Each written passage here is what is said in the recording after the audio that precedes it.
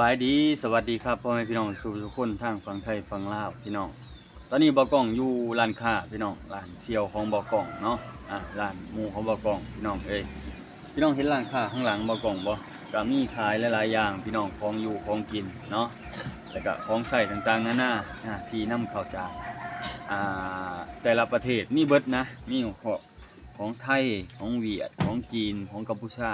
เนาะพี่น้องเนาะแล้วก็มีขายเบิดเนาะเราพออยู่ผู้กินเนาะพี่น้องเนาะเราพออยู่ผู้กินแล้วก็ตื่นเช้ามากขายสิ่งขายของเฮ็ดของปิ้งย่างเนาะพี่น้องเนาะพวกปิ้งไก่พวกปิ้งตับพวกก๋วยเตี๋ยวก็มีเนาะพี่น้องเนาะแล้วขายก๋วยเตี๋ยวแล้วขายพวกขนมของแช่หยอกแช่เย็นอาหารสดอาหารแห้งมีเบิดเนาะของเรามาขายแต่ว่าเราก็ยังอยากไปหาเฮ็ดเวียกอยู่ไทยนะพี่น้องเนาะเพราะว่าอีหยังเพราะว่าอยากหารายได้เพิ่มเติมเพราะว่าแต่ละมื้อเราเนาะคือปีนี้นะพี่น้องเนาะมันราคาสินค้าแต่ละอย่างราคามันอัพขึ้นเนาะขายแพงเกินชาวบ้านเขาก็ว่าเขาก็บ่มาซื้อเขาก็ไปหาซื้อบ่อนอื่นเขาแต่ว่าเขาจะบ่ได้คิดว่าค่าขนส่งเข้ามาเฮาน้อยหลายส่ำใดเนาะพี่น้องเนาะอันนี้เขาจะบ่ได้คิดเนาะแต่นี่เนาะพี่น้องเนาะเราก็คิดว่าอยากหาตื่มซอยเมียเพื่ออยากเฮ็ดอยากสร้างเพื่อจะได้เงินได้สร้างเป็นหลังเป็นแหล่งเนาะพี่น้องเนาะเราก็อยากไปไทยพี่น้องเฮาก็พากันปรึกษากันชวนกันเนาะพี่น้องเนาะแต่ละมื้อนี่เราก็มีรายได้เข้าร้านเราเนี่ยบ่ต่ำเด้บ่ต่ำเด้อพี่น้องมื้อละถ้าว่าเป็นเงินไทยก็บ่ต่ำดอก1,000 กว่าบาทเนาะบ่ต่ำดอกพี่น้องเนาะแต่ว่าเราก็บ่ไหวเนาะก็คือว่าเรามีลูก2คนพี่น้องเนาะแล้วก็มีลูกน้อยประมาณปีกว่าเนาะพี่น้องเนาะนี่ก็พอได้ค้าได้ขายพี่น้องพอได้เฮ็ดได้สร้างพอได้อยู่ได้กินซื่อๆอยู่บ้านแล้วก็ว่าเพื่อแต่ละเดือนมาผิดติเลยแต่ละเดือนเราก็โอ้หักลบพี่น้องยังเทื่อหักลบยังเทื่อเข้าเนื้อเจ้าของก็มีเอาเรื่องเนาะเราเลยอยากคิดจะไปหาเฮ็ดเวียกเนาะเฮ็ดเวียกไทยเพราะว่ามาตื่มกับเมียสมมุติไปเฮ็ดเวียกไทยเนาะพี่น้องเนาะค่าแห้งเนาะแต่ละเดือนนี่เทื่อมัน10,000 กว่าบาทนะ10,000 กว่าบาทเทื่อหักลบเทื่อได้กินอยู่นำเขาเจ้าแฮ่งดีเทื่อเหลือเนาะๆเลยอันคนประหยัดเนี่ยเหลือเลยพี่น้องนี่แหละเนาะถือว่าเฮาอยู่บ้านเฮาสิมีค่าแห้งน้อยหลายส่ำใดพี่น้องแต่ว่าบางทีมันมีค่าใช้จ่ายหลายเฮาก็ต้องจำเป็นต้องไปหาเฮ็ดเวียกเฮ็ดงานนะพี่น้องสมมุติเฮามีอยู่นี่ธุรกิจของเฮาอยู่ธุรกิจน้อยๆพอได้ซื้อได้ขายพอได้อยู่ได้กินน้ำครอบน้ำครัวพอได้อยู่น้ำครอบน้ำครัวนะพี่น้องแต่ว่ามันก็สิยากในที่นี้คือนี่แหละสินค้ามันแพงพี่น้องสินค้าแพงนี่แหละ เฮาก็บ่ไหวจังที่เนาะพี่น้องเนาะเฮาก็บ่ไหวจังที่ก็ได้จำเป็นต้องได้ไปแหละพี่น้องเฮาทั้งสองคนเฮาก็พากันปรึกษากันเนาะบ่กล้องกับบ่ไหมแหละเนาะเพิ่นก็อยากไปเฮ็ดงานไทยอะไรพี่น้องเพราะว่ามันบ่พอเหลือนะพี่น้องบ่คือบ่กล้องนี่แฮงคักนี่ยังบ่มีหยังเฮ็ดเลยนี่เซียวนี่ก็ยังพอได้อยู่แล้วยังพอได้อยู่พอได้ซื้อได้ขายคือบ่กล้องยังบ่ได้หยังเลยเนาะคือว่าหากินไปมื้อคือเดี๋ยวนี้ก็พากันเผาถ่านนะพี่น้องเผาถ่านแล้วก็สิพอได้ค่าซื้อผงชูรสเป็นนัวนี่แหละเพราะว่ามื้อนี้กำลังสิไปปิดเตาพี่น้องเตาที่บ่กล้องลงให้พี่น้องเบิ่งเมื่อวานนี้แหละเนาะลงเมื่อวานนี้แหละเตาก็พากันลงแล้วก็ติดแล้วพี่น้องติดแล้วเตานะโอเคอยู่ดอกเนาะโอเคอยู่ดอกเตาก็ได้ประมาณ20 กว่าเป๋าพี่น้องถ้าว่าขายเป็นสอบก็สอบน้อยเนาะเอาสอบน้อยใส่ให้มันก็ตกอยู่ประมาณ70 กว่าเป๋าพี่น้อง70 กว่าเป๋าก็ไล่ประมาณล้านกว่าเนาะพี่น้องเนาะตีประมาณนี้ล้านกว่าก็สิแบ่งกันคนละ 3-4 แสนกีบพี่น้องพอได้ใช้หักค่าใช้จ่ายน้ำมันค่าตัดพื้นเนาะพี่น้องเนาะตัดไม้บางคนเพิ่นก็ว่าโอ้ยลงเตาแม่นอยู่โอ้สิได้ไม้เด้อบ่กล้องเพิ่นว่าโอ้จักเจ็ดจังได๋เนาะพี่น้องเนาะพวกเฮาพาหากันพอได้กินนั่นแหละหาไปก็ได้หาพอได้กินพอได้ใช้ได้ซอยคันบ่ตัดบ่เฮ็ดบ่หาบ่บุกเบิกทำลาย เฮาก็แพงอยู่ต้นไม้นะพี่น้องแต่ว่ามันก็จำเป็นนะคันบ่เฮ็ดก็บ่แปลนสมมุติเฮาจะปลูกพืชที่เป็นพืชเศรษฐกิจนะสมมุติมันพวกยางอยากเฮ็ดไปตามเขาหันนะเฮาก็ต้องจำเป็นต้องบุกเบิกนะพี่น้องแต่ว่าเฮาก็เฮ็ดไปนั่นแหละพี่น้องเอ้ย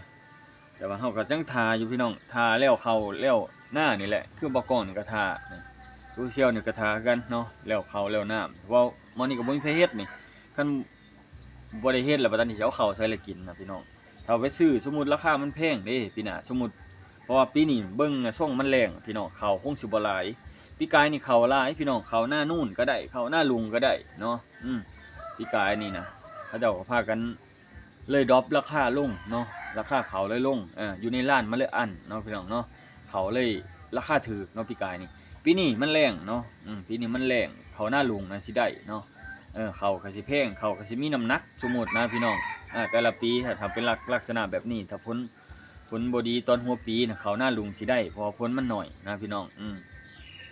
เพราะข้าวหน้าลุงหน้าท่ามนี่มันสิบ่ถือกับน้ำหลายพี่น้องถ้าน้ำหลายเกินแช่ข้าวแช่น้ำมันก็เปื่อยต้นบ่แข็งแรงเนาะพี่น้องเนาะมีดข้าวก็รีบเนาะพี่น้องเนาะถ้าว่าน้ำหลายมันบ่มีบ่อนเป่งสมมุตินะน้ำเต็มห้วยเต็มห้องมันไปบ่ได้นะพี่น้องเอ้ยนี่แหละบางคนก็ถามบ่กล้องเขามาหลายคือกันเป็นหยังพวกเจ้าคืออยากไปแต่ไทยแท้ว่าอยู่บ้านอยู่เมืองเจ้าของบ่พอได้บ่อ้าวถ้าว่ามันพอได้พอจ่ายก็บ่มีไผอันนั้นดอกพี่น้องเอ้ยบ่มีไผอันอยากจากบ้านจากเมืองเจ้าของไปได้เนาะสมมุติว่าคนอีสานแท้ๆคนไทยแท้ๆนะพี่น้องเขาเจ้าก็ยังจากบ้านจากเมืองจากพ่อจากแม่เขาไปอยู่ในเมืองกรุงเมืองชีวิไลเมืองที่เขาเจ้าเจริญอีหลีเนาะที่เป็นเศรษฐกิจจริงๆนะเขาจะยังพากันเข้าไปอยู่เนาะพี่น้องเนาะเฮาแฮงอยู่บ้านนอกเนาะก็คือเฮานี่ยิ่งล้าหลังกว่าในตามชนบทของประเทศไทยและเขตอีสานนะพี่น้องหรือตามชนบทของประเทศไทยที่ซอกลีกนะยังล้าหลังประมาณ20-30 ปีผู้ใดเนาะอยู่ประมาณผู้ใดพี่น้องบ้านเฮาแต่ว่าวิถีชีวิตเฮานี่ก็คือหลักๆเลยก็หาพอได้อยู่ได้กินเนาะได้อยู่ได้กินสิหาเกินนี่ก็ยังยากอยู่พี่น้องนอกจากออกไปหาอยู่หากินอยู่บ่อนอื่นนะจังสิพอได้พอกินเนาะ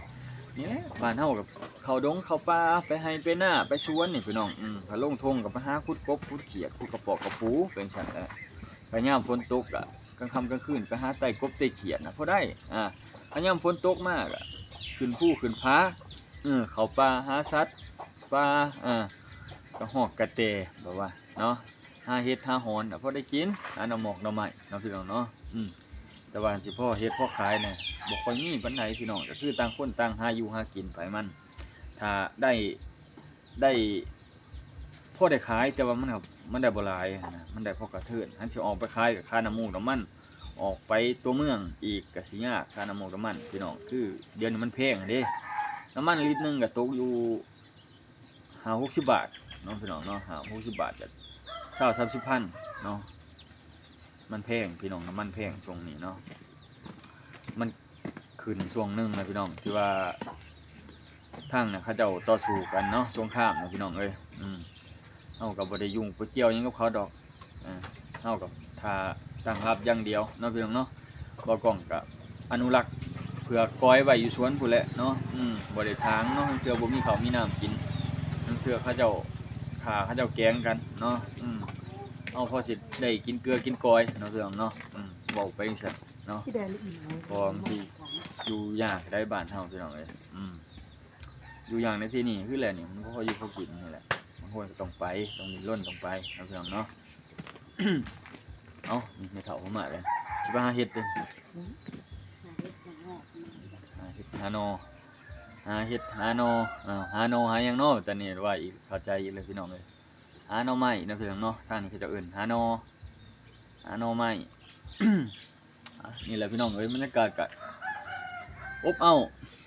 ครึ้มฟ้าครึ้มฝนเนาะแต่ฝนบ่ตกจะเทื่อดอกเมื่อคืนมาน้อยนึงเมื่อคืนนี่พอได้ยอดตาไก่สิก็บ่เปียกสับยอดตาไก่ก็ได้เนาะนี่แหละพี่น้องประมาณนี้เด้อบ่กล้องขออนุญาตขอบใจหลายที่ให้การติดตามรับชมพี่น้องเนาะเพราะว่าช่วงนี้ก็พากันคาเวียกเนาะพี่น้องเนาะก็อยาก ลงเตาหั่นแหละให้มันได้เนาะพี่น้องเนาะพอได้เผาถ่านคายนั่นแหละพี่น้องพากันไปหาแก้พื้นแก้หยังมาไว้แต่ว่าเชี่ยวก็พากันข้าวเวียกเนาะข้าวเวียกลายเขาก็เวียกลายเนาะบ่กองก็แล้วอันสิไปแก้คนเดียวก็สิยากเนาะเพราะเฮาเฮ็ดเป็นทีมงานนะพี่น้องเนาะเอาโอเคพี่น้องขอบใจหลายๆที่ให้การติดตามรับชมเนาะ